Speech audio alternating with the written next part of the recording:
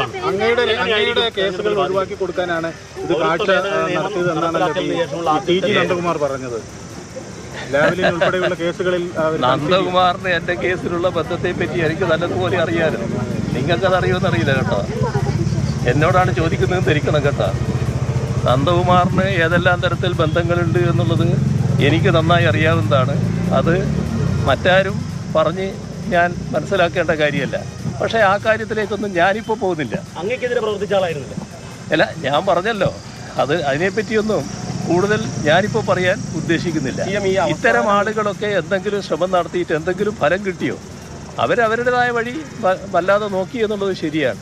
അതിനെ ഫൈനാൻസ് ചെയ്യാൻ ഒരു കൂട്ടർ ഇവിടെയുണ്ട്. അതാണ് നിങ്ങൾ കാണേണ്ടത്. നിങ്ങളെ കൂട്ടത്തിലും ചിലരുണ്ട്.